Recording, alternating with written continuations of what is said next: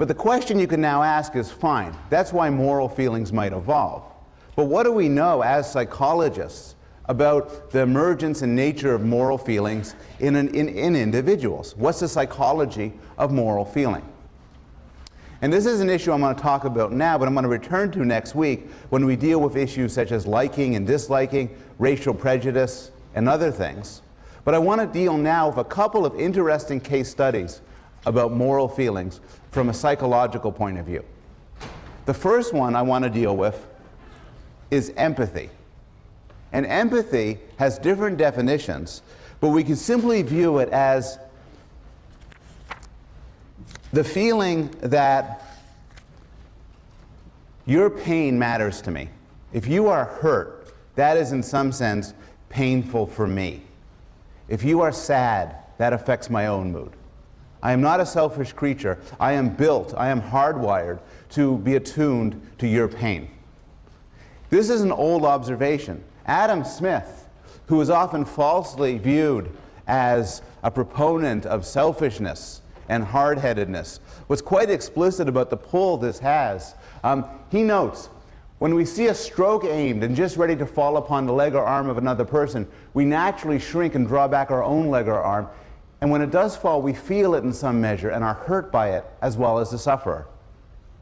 If you see somebody being kicked in the groin in a movie, you might yourself tense up. If you see somebody bang their thumb with a hammer, you might cringe. Here's a good illustration of somebody in anticipatory pain. Now, it's a very British face, actually. Now, we know certain things about this empathy, some which might be surprising. The pain of others is aversive even for babies. We know this because if babies hear other babies crying, they will get upset. The crying of babies is aversive to babies. Now, some of you may be sufficiently cynical to say that could be explained in other ways. For one thing, one theory is that babies hear other babies cry. Because babies are so stupid, they think they themselves are crying. If they're crying, they must be in some sort of pain, so they cry some more. But clever psychologists have ruled this out. What they did was a study where they exposed babies to tape-recorded sounds of other babies crying and tape-recorded sounds of themselves crying. Babies cry more to this pain of other babies than they do to their own pain, suggesting that their response is to some extent a response to the otherness of the characters. We know pain of others is aversive for chimpanzees. And we know this in certain ways, but we know this in particular from a series of studies that would be unethical if they were to be done today. In these studies, they put a chimpanzee in a room, and there's a lever. And when a chimpanzee slaps the lever, it gets some food. Trivial, smart animal, piece of cake. But the room has a window leading to another room. And in the other room, another chimpanzee is placed. This second chimpanzee is not a relative of the first chimpanzee, and they've never seen each other before.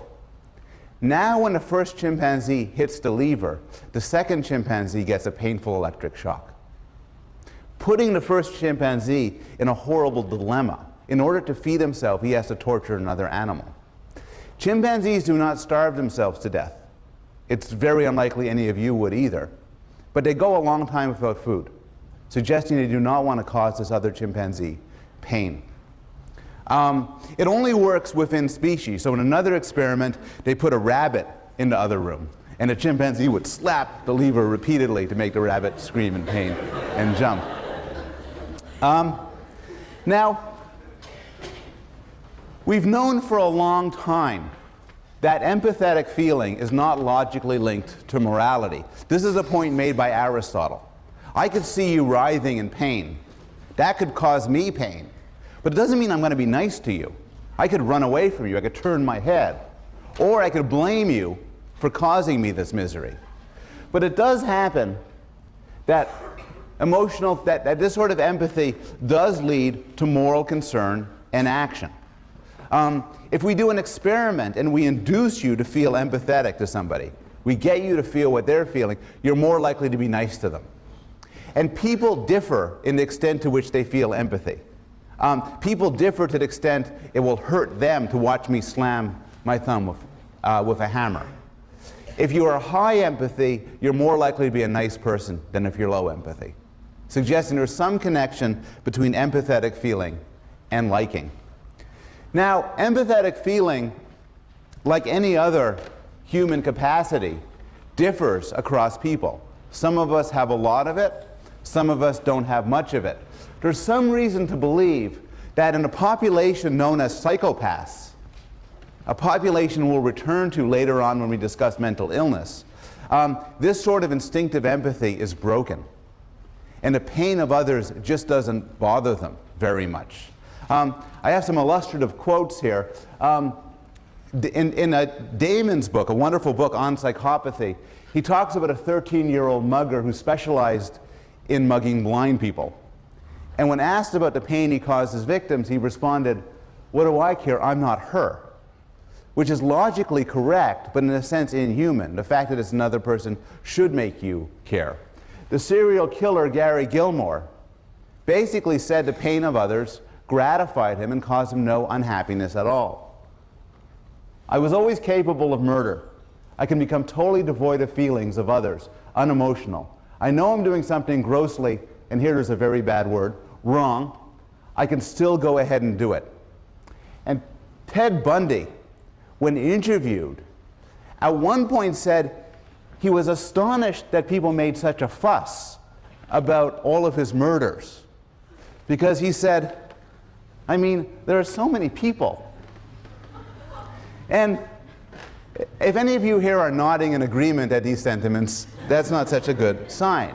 These are particularly callous and cold-blooded statements, suggesting that this instinctive empathy, this aspect of moral thought, is present in most of us, but not in all of us.